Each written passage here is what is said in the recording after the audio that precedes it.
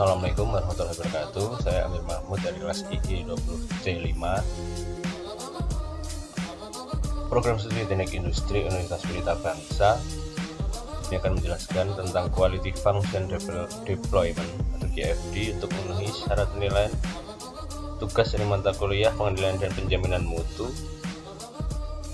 Langsung saja di sini saya akan mereview jurnal yang berjudul Implementasi Metode Quality Function Deployment atau QFD guna meningkatkan kualitas kain batik tulis, yang ditulis oleh Jono dari jurusan Teknik Industri Universitas Widya Mataram, Yogyakarta. Penelitian ini mengambil objek di sentra industri batik yang berlokasi di Desa Nambangan Lor, Kota Madiun, yang merupakan kumpulan dari home industri yang bergerak pada pembuatan kain batik, baik itu batik tulis maupun batik cetak. Sampai saat ini sentra industri batik belum mempunyai standar kualitas produk, sehingga banyak terjadi komplain dari agen atau pengecer terhadap hasil produk yang berhubungan dengan kualitas.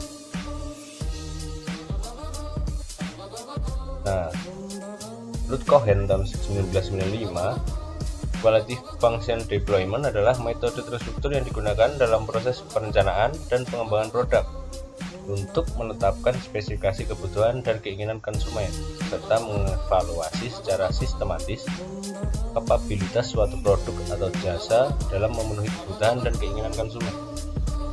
Tujuan dari Quality Function Deployment ini tidak hanya memenuhi sebanyak mungkin harapan pelanggan, tetapi juga berusaha melampaui harapan-harapan pelanggan sebagai cara untuk berkompetisi dengan saingannya, sehingga diharapkan konsumen tidak menolak dan tidak komplain, tapi malah menginginkannya.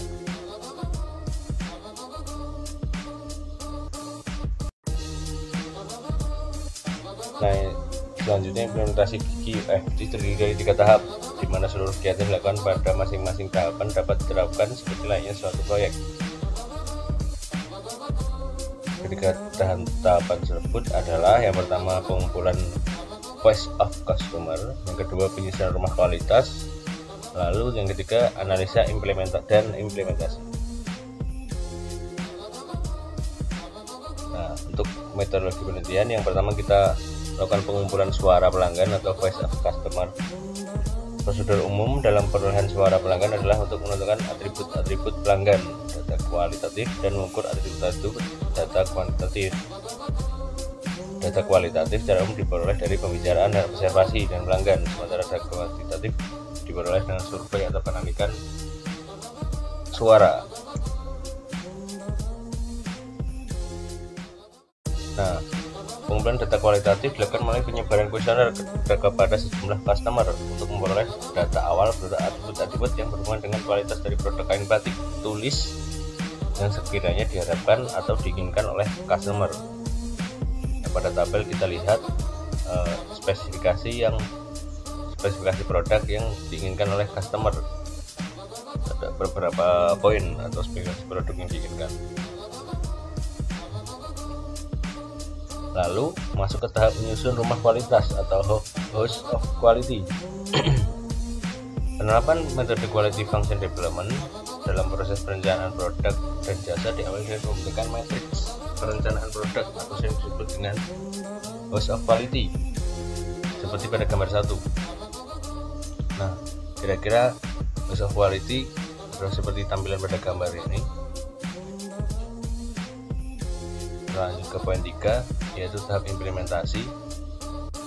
Nah, setelah kita dapat data-datanya, dapat kita lihat rincian data dari pelanggan.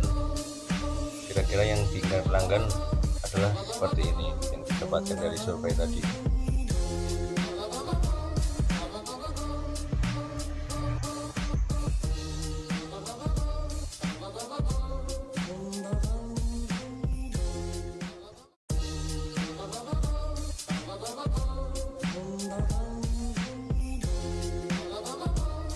Nah, setelah data-data ini didapat, kita melakukan analisa, lalu dapat ditarik kesimpulan. Berdasarkan hasil analisis dan interpretasi dari pengolahan data yang telah dilakukan, maka dapat ditarik kesimpulan sebagai berikut. Yang pertama, secara umum kualitas produk kain batik tulis Desa Nambangan Lor selama ini dilakukan masih belum sebagus produk kain batik tulis Solo. Jika kita lihat, rata-rata performasi untuk produk Nambangan Lor adalah 3,28, sedangkan produk Solo adalah 3,46. Berdasarkan normalisasi Rawi, atribut-atribut yang mempengaruhi kualitas produk kain batik tulis menurut Voice of Customer yang harus diperhatikan oleh produsen batik di Desa Nambangan Lor, Madiun adalah tidak luntur, motif batik modern klasik, nyaman dipakai, tampilan menarik dan rapi, bahan baku utama kuat dan tahan lama, halus, banyak pilihan warna, menjadi ciri khas motifnya, fleksibel, dan mudah perawatannya. Ketiga, faktor-faktor yang menjadi technical response dalam berbagai kualitas kain batik tulis berdasarkan loss of quality adalah desain, kualitas bahan baku penolong, kualitas bahan baku utama, peralatan kerja digunakan, serta keterampilan pengrajin.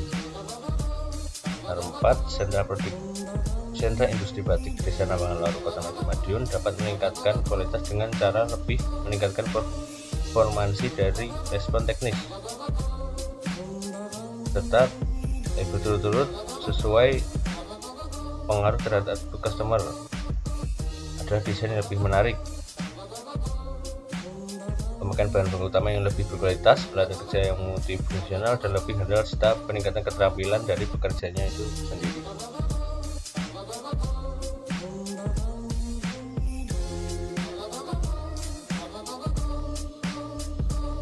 Nah, beberapa saran yang dapat disampaikan diantaranya: yang pertama, untuk mampu bersaing dan meraih pangsa pasar yang besar, maka harus diperhatikan semua keinginan konsumen yang berhubungan dengan kualitas produk. Keinginan konsumen tertuang dalam atribut-atribut yang berhubungan dengan kualitas produk kain batik tulis, di mana atribut-atribut tersebut harus diperhatikan oleh produsen kain batik Desa Nambangan Lor, Kota Madiun. Penelitian ini dapat dikembangkan lebih lanjut lagi dalam menentukan tingkat kepentingan kebutuhan konsumen. Lalu, keberhasilan penerapan QFD sangat tergantung dari kelompok kerja atau teamwork.